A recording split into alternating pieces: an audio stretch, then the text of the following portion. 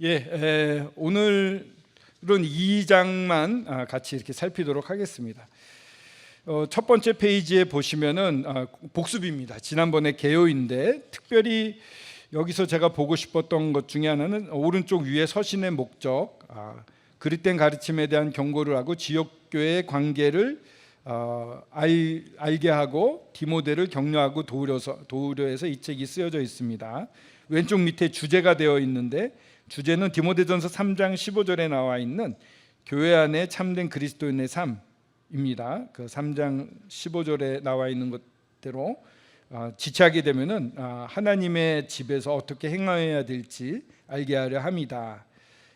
이 집은 살아계신 교회, 하나님의 교회요 진리의 기둥과 터다라고 해서 이 교회에서 어떻게 관계를 맺어야 되고 또 어떤 말씀을 전해야 되고 어떻게 기도를 해야 되고 그런 면에 있어서 조금 부족했던 우리 디모데를 잘 알려주고 격려하려고 쓰여진 책이며, 단 그렇다고 디모데만을 위한 책이 아닙니다. 이거는 모든 성도에게 읽히도록 권함을 받기 때문에 회신이 됐을 것입니다. 이 에베소 교회뿐만 아니라 주변 교회에서 같이 읽었으리라 이렇게 보여집니다. 밑에 이제 관통하는 개념 1페이지 오른쪽 밑에 관통하는 개념 위에 보시면은 이제 내용이 1장은 교사, 지난번에 했습니다. 거짓 교사, 참된 교사, 디모데는 어떤 교사가 되어야 되는지를 살폈고요. 오늘은 공적 기도와 여인들에 대해서 합니다. 그리고 3, 4장은 일꾼에 대한 부분이고요. 5, 6장은 여러 관계들에 대한 부분입니다. 그래서 이렇게 4번에 거쳐서 진행을 하게 됩니다. 관통하는 개념은요, 이건 지금도 이어지고 있습니다. 벌써 그 시대에 있었는데 믿음이 무너진 사람들이 나왔습니다. 구원을 받았다고 해서 끝까지 안전한 게 아닙니다. 벗어날 수가 있습니다. 그 양심이, 그래서 이 바른 건강한 교훈이 너무 중요합니다. 중요하고요. 이 교회를 세워가는데 교훈이, 하나님의 말씀이 대단히 중요합니다. 그리고 선한 양심도 매우 중요합니다. 양심이 화인 맞게 돼서 굳어지게 되면은 이게 믿음이 파손되는 대로 이어지게 됩니다. 그러니까 저희들이 알게 모르게 이 양심이 굳어져 있거나 무감각해져 있다면 이번 시간에 저희들이 스스로를 돌아볼 수 있으면 좋겠습니다. 또 경건한 삶과 경건한 모양들이 나타나게 됩니다. 열매입니다. 믿음과 순종이라는 말이 같이 나오거든요. 믿음에는 반드시 행함이 따릅니다. 또 믿음과 사랑이란 말도 잘 나옵니다. 믿음에 있으면은 하나님의 사랑이 나타나게 됩니다. 그런 면에서 경건한 삶과 경건한 모양이 반드시 드러나게 되어 있습니다. 이게 이제 건강한 믿음을 보여주는 것입니다. 교리와 더불어 이러한 삶의 본들이 나타나야 되는 부분, 이게 관통하는 개념이고요. 마지막으로 선한 일을 한다고 해서 선한이라는 말이 많이 쓰여져 있습니다. 선한 목자이신 우리 주님으로 말미암아 저희들이 주님의 선한 사역으로 이제 선한 일을 할 수 있는 그런 자들이 되었고, 이 선하신 주님을 전달할 수 있는 자들이 되었습니다. 그래서 이 선한 일, 선하다는 게 여러, 선한 양심, 선한 율법, 선한 싸움, 선한 기도, 모든 부분에 있어서 주님을 닮은 선함이 우리 가운데 있어야 된다. 이게 이제 관통하는 개념입니다. 3장에서 일꾼의 자격들을 보는데 어떤 기술이나 능력이 아니라 사람의 됨됨이를 보게 됩니다. 이 선함이 있는가가 대단히 중요하거든요. 자, 그럼 오늘은 두 번째 장의 두 번째 시간으로서 교회 생활에 대한 교훈을 나누겠습니다. 2페이지입니다. 그래서 교회에서의 기도와 선행, 부제는 기도와 선행인데 이 기도와 선행은 결국은 모든 사람의 구원을 위해서 필요하다는 것입니다. 이 장의 맨 윗부분 보고 계십니다. 그래서 첫 번째 1절부터 8절까지는 교회에서의 기도에 대해서 나오고요. 또 9절부터 15절은 교회에서 여자의 위치에 대한 부분이 나옵니다. 근데 관통하는 것은 모든 사람의 구원을 위해서 필요한 것이다, 이렇게 볼 수가 있습니다. 그러면은 이 각각을 좀 살펴보겠습니다. 1절부터 8절을 나눴는데요. 그 중에 1, 2절을 먼저 보고 이렇게 띄엄띄엄 보도록 하겠습니다. 성경을 한번 우리 형제님, 젊은 형제님들이 좀 읽어주시면 좋겠어요. 이거 마이크 드릴게요. 1절부터 2절만 우선 읽어주시면 좋겠습니다. 1절부터 2절입니다. 그러므로 내가 첫째로 권하노니 모든 사람을 위하여 간구와 기도와 도구와 감사를 하되 임금들과 높은 지위에 있는 모든 사람을 위하여 하라. 이는 우리가 모든 경건과 단정함으로 고요하고 평안한 생활을 하려 함이라. 예, 이 말씀이 이제 그러므로로 시작이 됩니다. 그러므로 시작되면서 첫 번째로 이 기도를 첫 번째 권하는 게 기도에 대한 부분이 나옵니다. 그러므로라고 하는 것은 앞부분에 대한 어떠한 결론, 앞부분에 대한 압축 이런 게 될 텐데요. 그 앞부분 1장의 마지막에 어떤 게 나왔었죠? 후메네오와 알렉산더가 나옵니다. 후메네오와 알렉산더는 나중에 디도서와 디모데 후서에도 나옵니다. 계속해서 교회를 어렵게 했던 사람들로 보여집니다. 그들을 사탄에 내줬다라는 얘기가 나옵니다. 19절에 보면 믿음과 착한 양심을 가지라. 양심을 버렸고 그 믿음에 관하여는 파선하였다.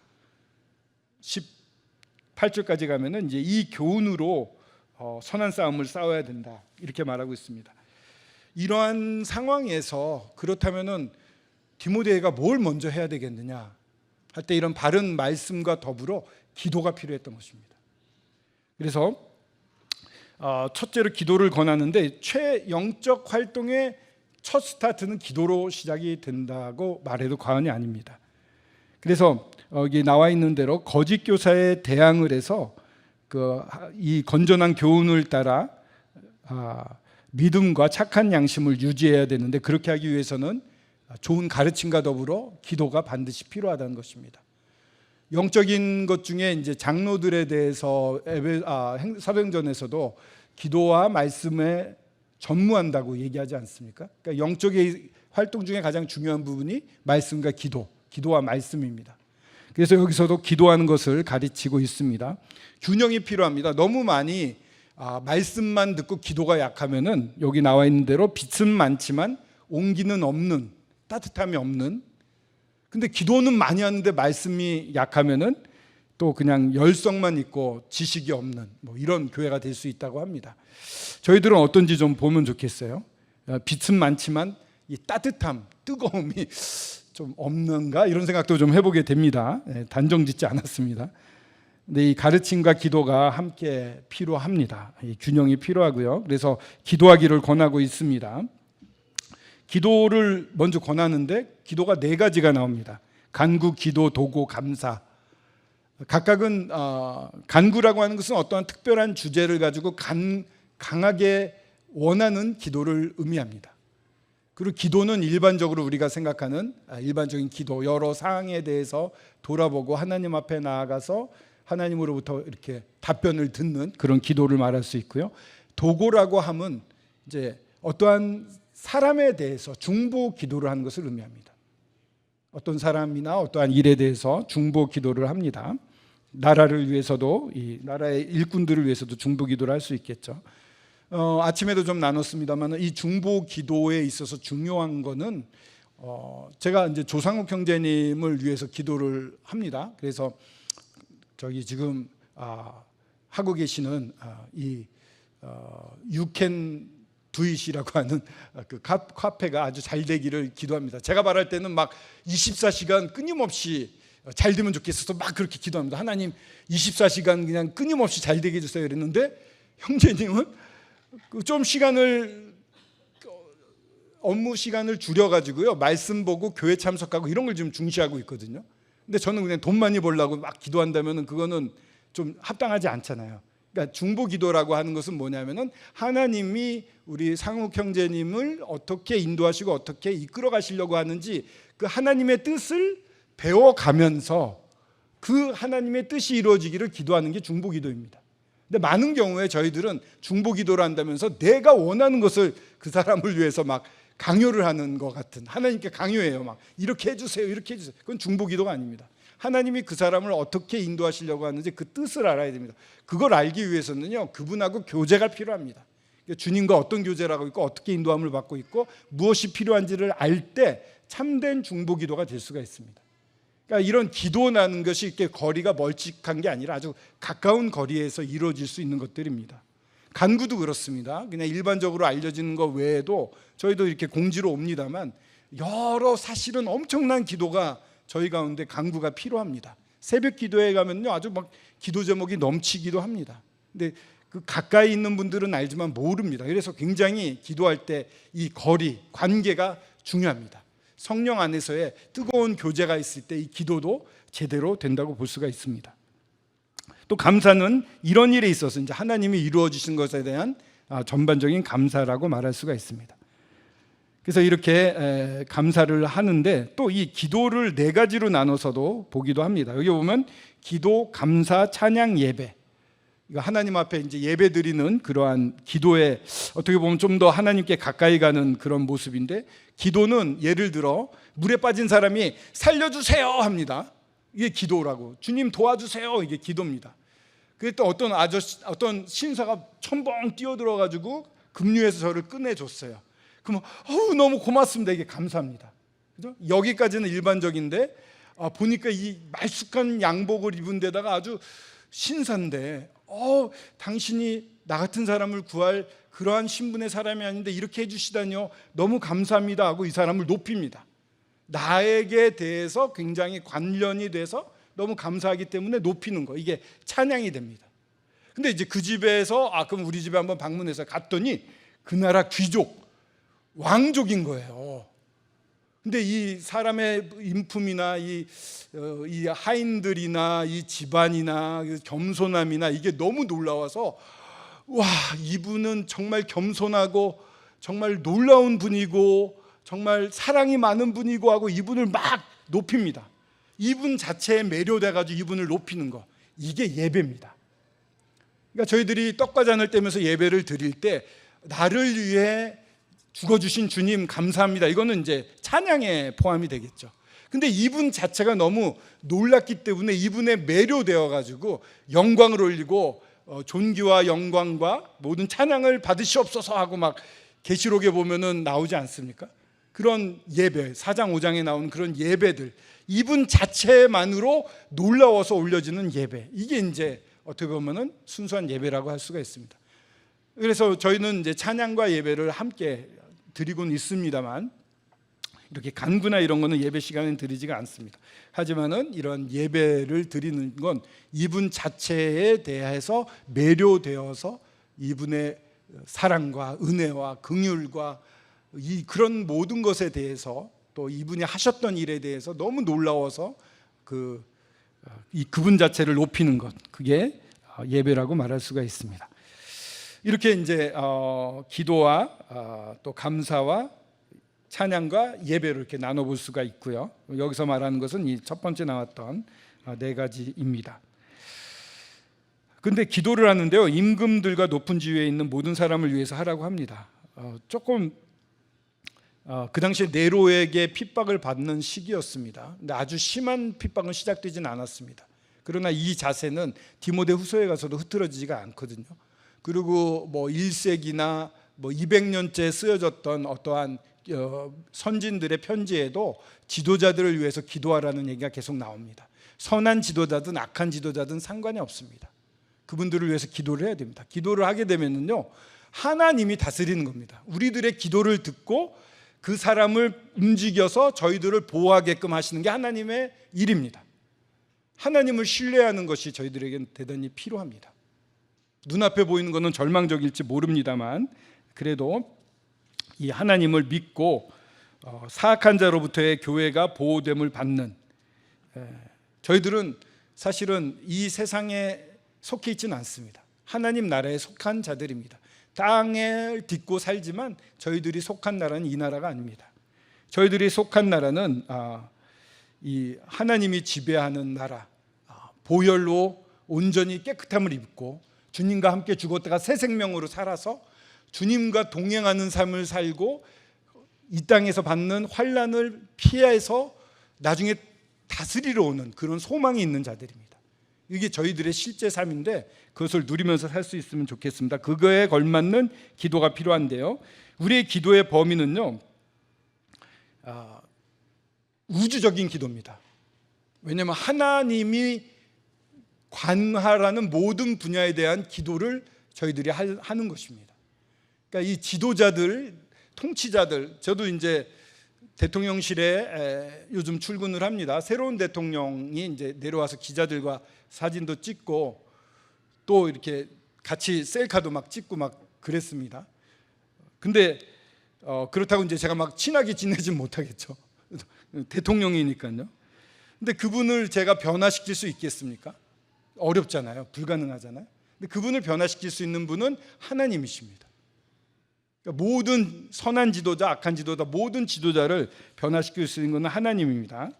그래서 하나님께 기도를 하는, 그 하나님이 전 우주를 다스리는데 저희들의 기도의 범위는 전 우주적이다 이렇게 말할 수가 있습니다.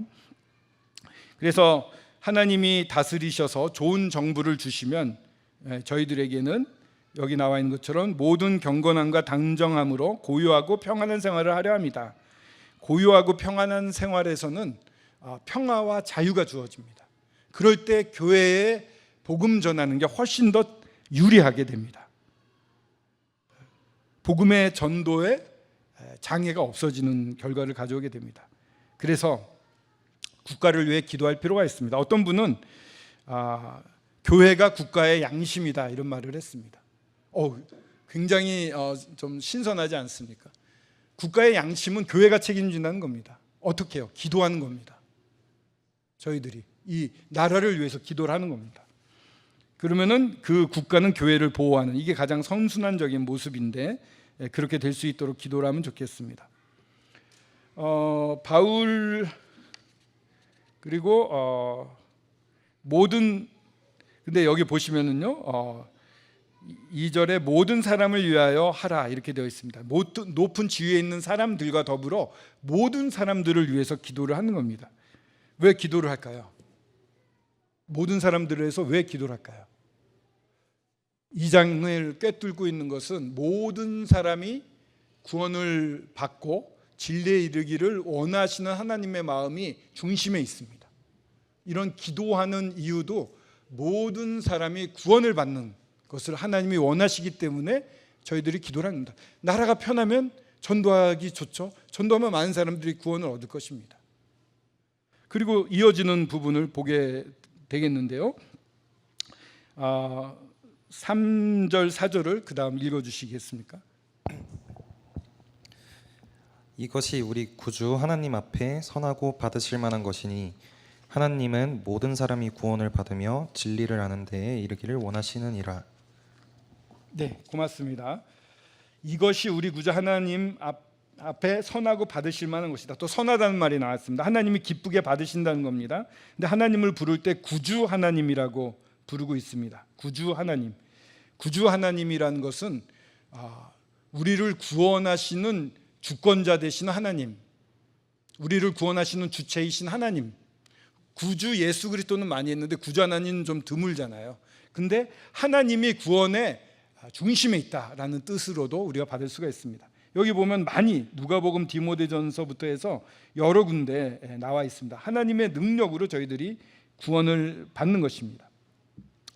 그렇기 때문에 하나님의 주권에 있습니다. 하나님의 원하시는 범위는 모든 사람이 구원을 받기를 원하고 계십니다. 모든 사람이 구원받기를 원하시는 겁니다. 그래서 사람들이 해야 될 것은 무엇이냐면은 그 하나님을 거절하지 않고 하나님 앞에 나와야 하는 것입니다. 하나님을 거절하면 못 받습니다. 밑에 보시면은요, 엘리트만 받는다라고 하는, 정해진 사람만 받는다고 하는 택정론이 있다고 한다면 보편 구원론이라고 모든 사람이 구원받게 돼 있다 이런 말도 있습니다. 거절하면 못 받습니다. 하나님을 거절하면 못 받습니다. 또 율법 유대교에서는 자기들만의 하나님을 만들었어요. 자기들만이 소유를 하려고 그랬습니다. 그것도 틀린 겁니다. 모든 사람이 구원을 받기 원하고 계시고요. 이 여기서 가르치는 잘못되는 교훈 중에 영지주의가 있습니다.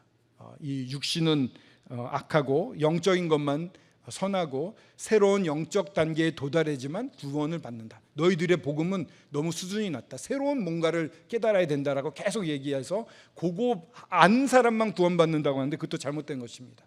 구원, 하나님이 원하신 것은 모든 사람이 구원받기를 원하는 것입니다. 그래서 모든 사람이 구원을 받으며 진리를 아는 데 이르기를 원하시는 것, 즉 이렇게 기도하는 목적은 모든 사람의 구원입니다. 기도하실 때 그래서요. 어떤 분이 이제 어느 지역에 있는 교회를 갔는데, 외국에서 있었던 일인데, 기도를 하는데 누구의 병을 고쳐주세요, 누구가 뭐 잘 되게 해주세요, 뭐 출장을 잘 다녀, 이런 기도만 하고 끝났는데 굉장히 서운했다고 합니다. 왜냐하면은 우리의 기도의 범위는 전 우주적인 거잖아요. 이 복음을 들고 전 세계적으로 구원의 역사가 일어날 수 있도록 하나님이 역사하시도록 기도할 수 있는데 너무 협소한 것만 기도하고 있는 겁니다. 저희들의 기도, 제 기도도 너무 이렇게 나에게 관련된 것만 기도하고 있는 게 아닌가. 기도의 범위를 넓혀서 우리 사랑하는 사람의 구원뿐만 아니라 이 전 세계적인 구원을 위해, 모든 사람의 구원을 위해 기도할 수 있으면 좋겠습니다. 5절 6절 또 읽어주십시오. 5절부터 6절입니다. 하나님은 한 분이시요 또 하나님과 사람 사이의 중보자도 한 분이시니 곧 사람이신 그리스도 예수라. 그가 모든 사람을 위하여 자기를 대속물로 주셨으니 기약이 이르러 주신 증거니라. 네, 하나님은 한 분이시고 이 구주 하나님, 모든 사람이 구원을 받기를 원하시는 분은 한 분이십니다. 이것은 이제 구약을 관통하는, 하나님이 구주로서 모든 사람을 건지시는 분이셨거든요. 신약에 와서는 그 하나님 앞에 나아가서 화목케 하는 중보자 예수 그리스도가 등장을 하십니다.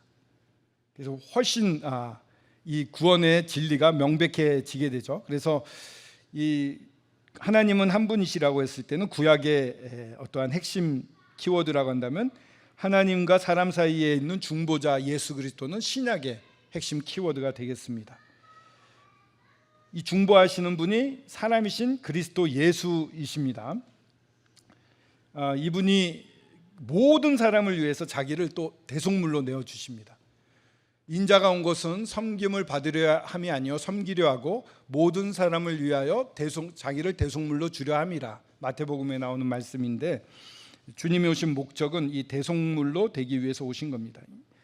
이게 이제 핵심인 거죠. 이 감추어져 있었던, 구약에는 감추어져 있었던 부분인데,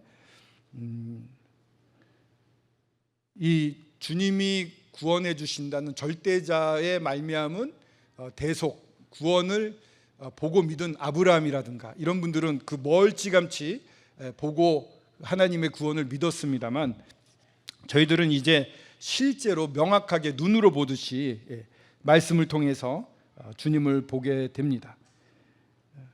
모든 사람을 위하여 자기를 대속물로 주셨으니 기약이 이르러 주신 증거니라. 하나님의 때가 되어서 예수 그리스도가 몸을 입고 이 땅에 오신 것이죠.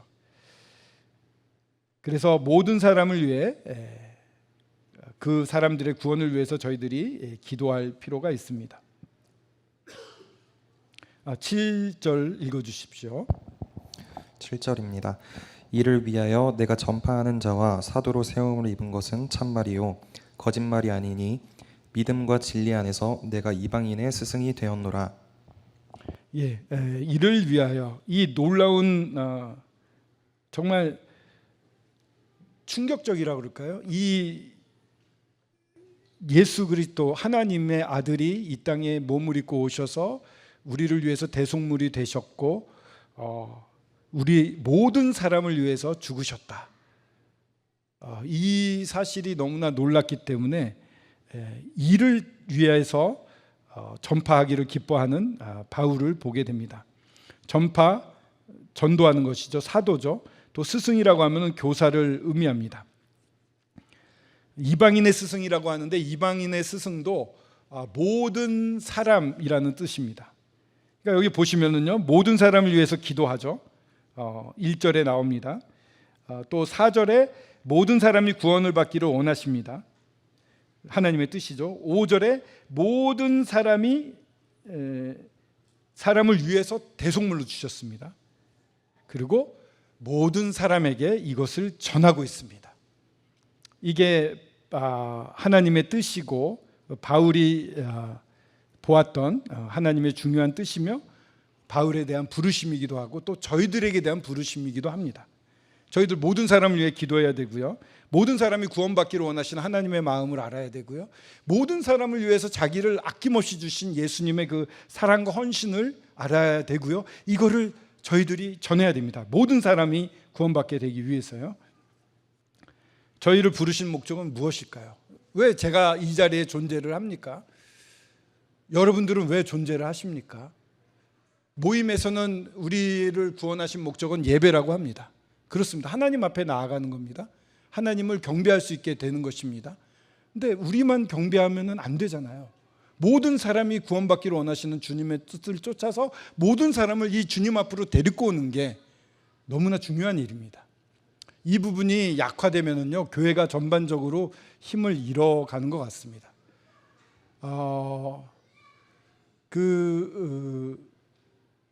카나다 모임은 어떻게 하는지 모르겠지만 굉장히 80명 정도 모이신 분들이 굉장히 활발했어요. 자발적이었어요. 뜨거웠습니다. 뭔가 이렇게 기도할 때 기도 시간도 뭐 여러분들이 일어서서 기도하시고 참 신선하더라고요. 모임이 살아 움직이는 것 같아요. 예배 시간에도 말씀을 나누고 진실하게 기도하고, 제가 좀 영어를 못해가지고 내용을 다 못 알아듣는 게 아쉽습니다만, 또 말씀을 전할 때도 아주 뜨겁게 막 외쳐가시면서 전하고요, 또 아멘하면서 들으시고, 그런 모습이 참 건강해 보였거든요. 어떻게 전도를 하고 있는지를 여쭤보고 싶었는데 시간이 좀 없고 또 좀 짧아서 어려웠습니다. 일본 모임에 가면은요, 20년 전에 25년 전에 처음 가봤습니다. 지금도 전도에 대한 열정은 똑같아요. 그리고 말씀을 전할 때 이 전도에서 경험했던 이런 간증들을 많이 전하십니다.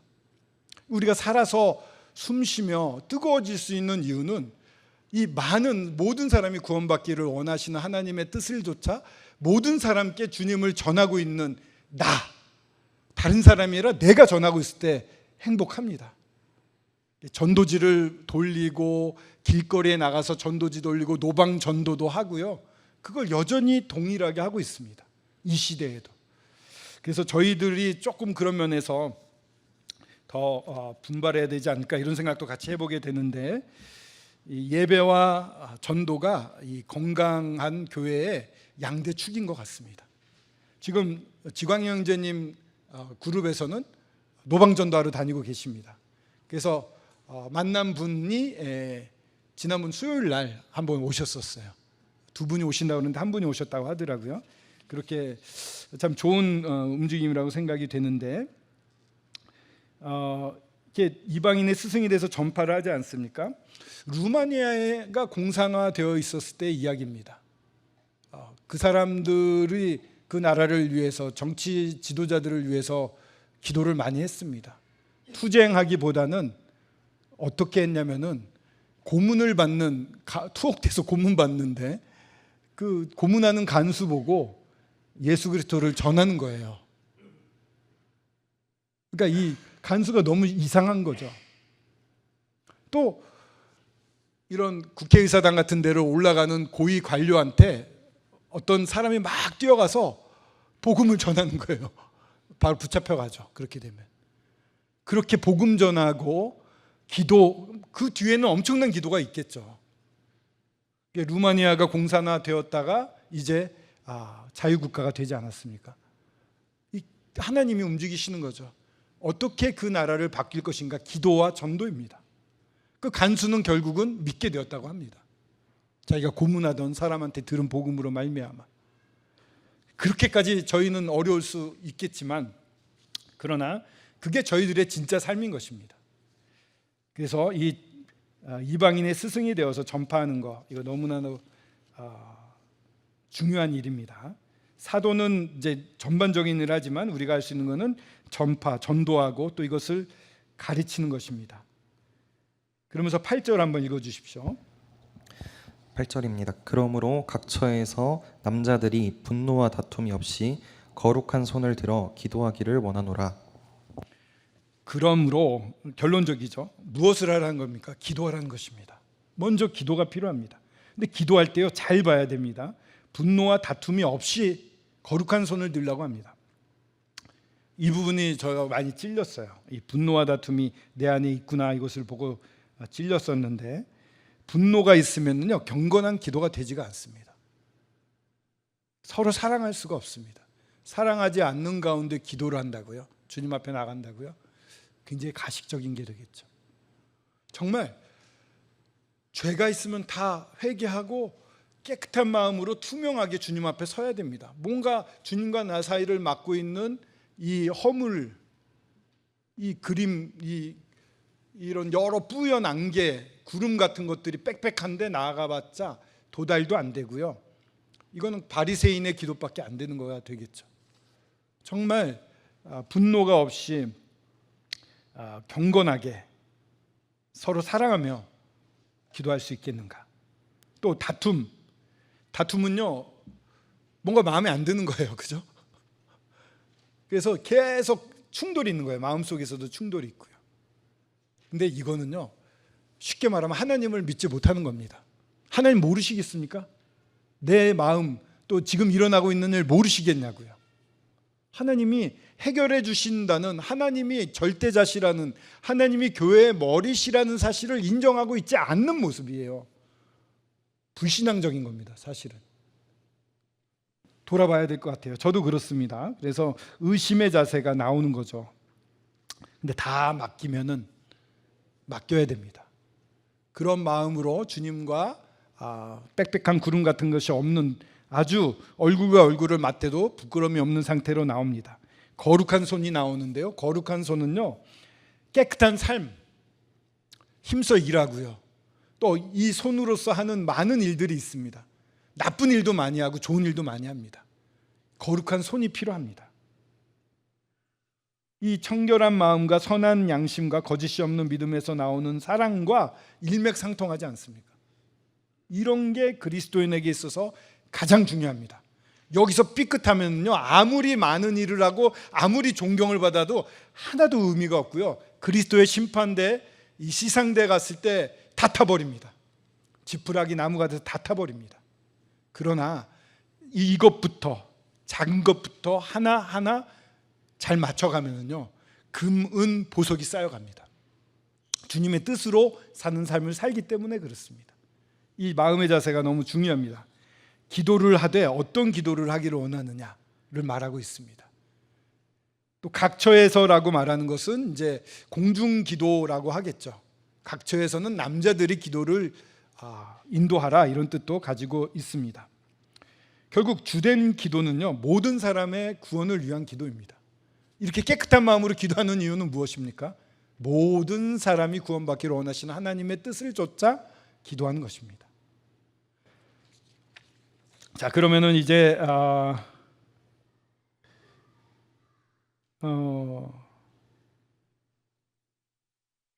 그 교회에서의 여자의 위치에 대해서 또 살펴보겠습니다. 시간을 많이 분반 시간을 드리고 싶은데 말이 많네요, 그죠? 빨리 하겠습니다. 한번 9절 10절을 읽어주시겠습니까? 9절에서 10절입니다. 또 이와 같이 여자들도 단정하게 옷을 입으며 소박함과 정절로서 자기를 단장하고 따은 머리와 금이나 진주나 값진 옷으로 하지 말고 오직 선행으로 하기를 원하노라. 이것이 하나님을 경외한다 하는 자들에게 마땅한 것이니라. 이와 같이는 이제 기도의 연장으로 보면 됩니다. 기도할 때 나오시는 자매님들의 모습으로도 볼 수가 있고요. 단정하고 소박하고 정절하라. 단정하다고 하는 것은 불필요한 치장이 없어야 되고, 또 소박하다고 하는 것은 부끄러움 없는 겸손, 그리고 신중함. 정절이라고 하는 것은 거룩함을 고백하며 단아하게 하는 이런 행동 등 자세, 복장이나 외견을 말하고 있습니다. 따은 머리나 금이나 진주나 값진 옷, 자기를 많이 꾸미는 것이겠죠. 그런 걸 하지 말라고 합니다. 이게 어느 정도 선이 좀 어렵긴 합니다. 그냥 지금 여기 계신 분들은 다 이렇게 여기서 말씀하시는 것과 합당한 옷으로, 복장으로 나와 계시다고 생각이 되는데, 예전에 결혼한 지 얼마 안 됐을 때였는데요, 자매님이 우리 박준영 형제님께 얘기를 했나 봐요. 박준영 형제님이 제 아내한테 와서 윤신자매 믿음을 점검해봐 이러시더라고요. 봤더니 까만 부츠인데, 부츠를 신었는데요, 부츠에 이 흰 점이 팍팍팍팍팍 있어가지고 저 이렇게 정신이 없었어요. 그래가지고 좀 독특하잖아요. 그래 독특한 걸 좋아해가지고 그냥 신고 온 건데 자매님들이 마음이 많이 불편하셨나 봐요. 그래서 이제 너무 이제 복장을 뭐 말씀드리고 싶지는 않습니다. 딱 보면은 너무 과하다라는 게 있습니다. 그런 것들은 삼가하시는 게 좋고요. 오직 선행하기를 원하노라, 선행으로 하기를 원하노라. 이 선행, 근면한 선한 일들입니다. 자매님들이 교회를 위해서 하실 수 있는 일들이 많이 있습니다. 그런 일에 근면하시기를 바라고 있습니다. 집을 떠도는 게으른 여인에 대해서 후반부에 나오게 되는데 디모데후서에 나오죠. 그들은 게으르고 집을 다니면서 쓸데없는 얘기들을 많이 하면서 누룩을 퍼뜨리고 교회를 흔들고 가정을 파괴하는 일을 하게 됩니다. 그런 여자들에게 또 잘못된 가르침이 들어와서 교회 전체에 어려움을 주게 됩니다. 이런 거 하지 마시고 정말 주님을 위해서 헌신할 수 있을 때 주님을 위한 일을 해라. 안나 기도회 때 참석해 주시면 좋고, 도르가 기도회 때 참석해 주시면 좋고, 또 자매 선교회를 하지 않습니까? 그때 많이 나오시고 교회에서 하는 행사에 적극 참여해 주시면 너무 좋죠. 뿐만 아니라 애찬으로 너무 많이 수고들을 해주시고 계셔가지고 그런 면에서 선행으로 이 선행하기를 원하는 그러한 선행을 우리 교회의 자매님들은 잘하고 계시다고 생각이 되는데, 이런 부분을 좀 스스로 돌아보시며 또 체크해 보시면 좋을 것 같습니다. 하나님을 경외한다 하는 자들에게 마땅한 것, 이 하나님을 경외하는 모습입니다. 기도도 하고 또 선행으로 주님을 섬기라는 가르침을 말하고 있습니다. 11절부터 14절까지 또 읽어주십시오. 네, 11절에서 14절입니다. 여자는 일체 순종함으로 조용히 배우라. 여자가 가르치는 것과 남자를 주관하는 것을 허락하지 아니하노니 오직 조용할지니라. 이는 아담이 먼저 지음을 받고 하와가 그 후며 아담이 속은 것이 아니고 여자가 속아 죄에 빠졌습니다. 공적 집회에서의 여자의 잠잠함과 순종을 말하고 있다고 보여집니다. 그렇다고 자매님들이 전혀 우월하거나 열등하시거나 아니면은 뭔가 이렇게 아래에 하등 위치에 계시는 건 아닙니다. 절대 그렇지 않습니다. 은사적으로 보면 남자들은 이렇게 드러나는 얼굴 같은 역할을 하면은요, 제가 볼 때는 자매님들은 이 장기 같은 역할을 하시는 것 같아요. 이 교회의 안정과 평화는 사실 자매님들의 역할이 굉장히 큽니다. 저희 교회 그래서 대단히 감사를 드리고 있습니다. 그리고 여기 많은 또 이렇게 가르칠 때 어린이나 자녀 교육 디모데후서에서 권면하고 있고요. 젊은 여인에 대한 교육은 자매님들이 하셔야 됩니다. 그래야지 참된 교육이 되고요. 이렇게 역할이 분명히 있습니다. 갈비뼈를 뽑아서 만드셨습니다. 그래서 높지도 않고 낮지도 않고 균등하다고 말할 수 있고요. 돕는 배필이라고 그랬는데요. 돕는 배필의 원어는 서로 마주보다 이런 뜻입니다. 저는 앞은 보지만 뒤는 못 봅니다. 뒤에서 어떠한 위험이 다가와도 알지 못합니다. 근데 마주 볼 때 서로의 뒤를 봐주면서 보호해 줄 수 있는 것이라는 겁니다. 돕는 배필은 저의 완전함을 위해서 반드시 필요한 겁니다. 서로 그러한 역할을 해주는 겁니다. 돕는 배필을 헬퍼라고도 하는데 보혜사도 헬퍼라고 쓰여집니다. 성령과 같은 역할을 합니다. 삼위일체 하나님에는 높낮이가 없습니다. 여성도 남성과 마찬가지로 하나님에서 매우 중요한 존재이며 대등한 존재다. 그러나 교회를 인도하거나 가정을 인도할 때는 질서를 주님이 주셨습니다. 그런 이유 중에 하나가 사단에게 꾀임을 받을 때 여자가 먼저 꾀임을 받았습니다. 그런 부분에 있어서 좀 더 여자가 그런 부분에 약하다고 볼 수가 있는 것 같습니다. 그래서 근데 저희 집에서는 제가 더 여자 같거든요. 말도 많고 아내가 남자 같고 이래도 되는 건지 모르겠습니다. 근데 결과적으로는 제가 결정하면은 아내는 따라옵니다. 그렇게 보여도 잘 따라오고요. 제가 있으니까 아내가 또 제 안에서 편하게 이렇게 즐겁게 생활을 할 수 있다고 얘기를 하는데, 사단이 여인을 통해서 에덴 동산에서의 발판을 만들었습니다. 그리고 많은 이단들이라든가 뭐 어머니 하나님 이런 말도 있지 않습니까? 그런데 여자들의 역할, 지금 통일교도 무슨 여사가 이렇게 앞장서 있잖아요. 많은 이단들에서 여자들이 굉장히 많은 활약들을 하고 있습니다. 그런 걸 볼 때 이 여자들을 통해서 사단이 역사하는 그런 모습들도 아직도 여전히 볼 수가 있다. 하와는 사단에게 속아서 범죄는, 이건 약간 벗어난 얘기일 수 있습니다만 속아서 범죄했지만 아담은 눈 뜨고 다 아는데 범죄를 했어요. 이걸 어떤 분은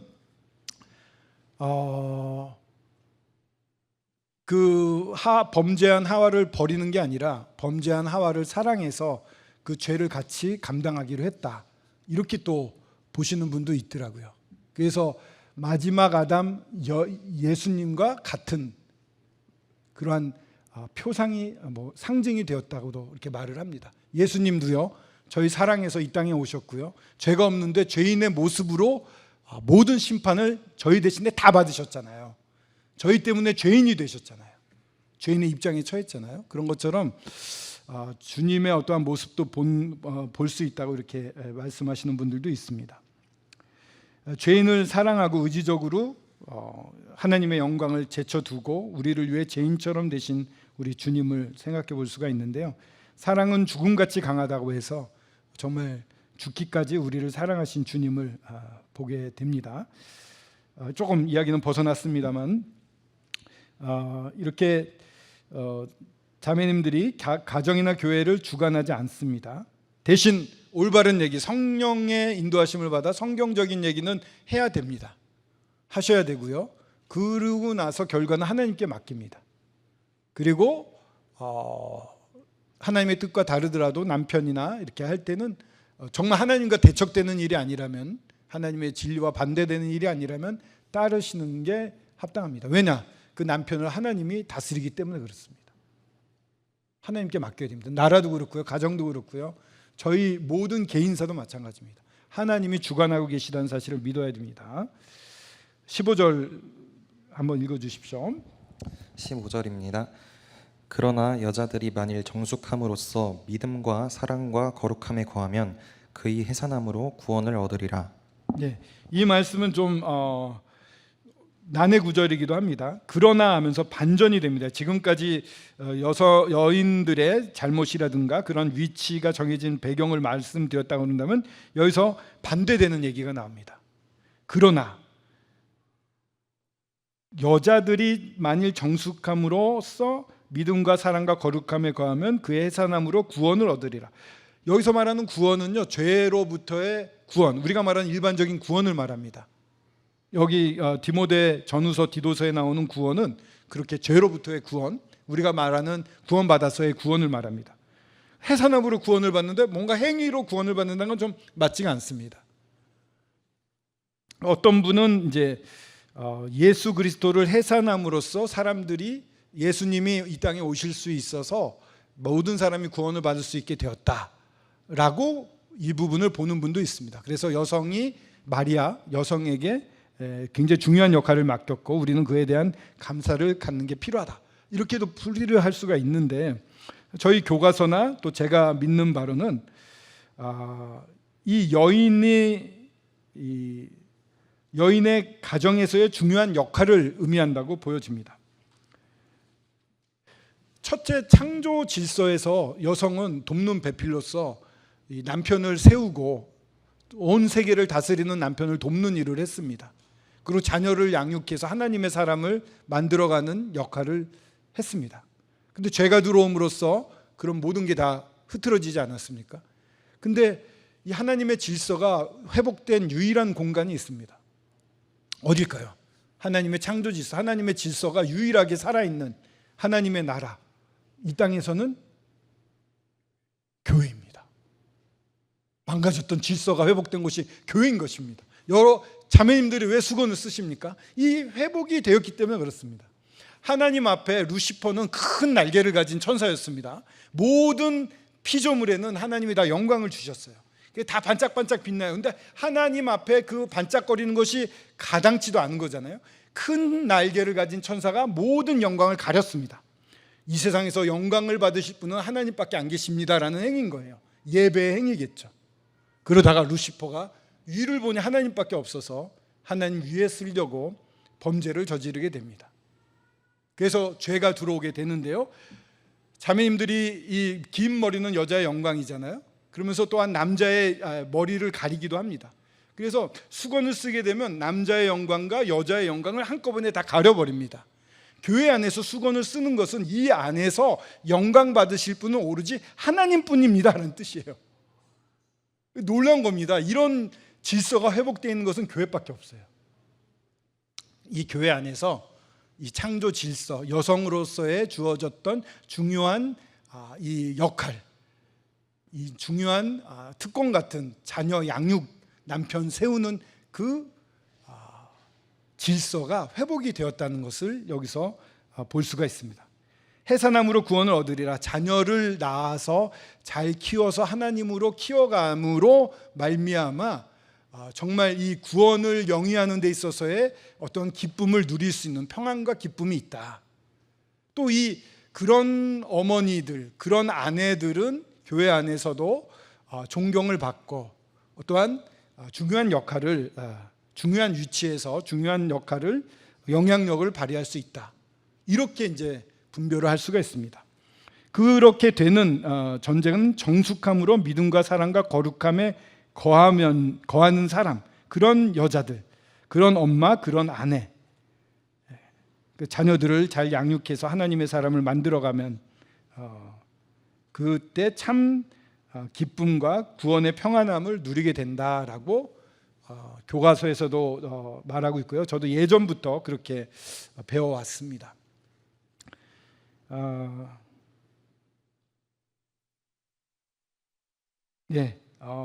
이 창조 질서가 회복된 교회 안에서 이 남편을 현숙한 여인, 잠언에 나오는 현숙한 여인도 결국은 남편을 세우고 자녀들을 양육하는 그런 아내의 모습이 나타나 있습니다.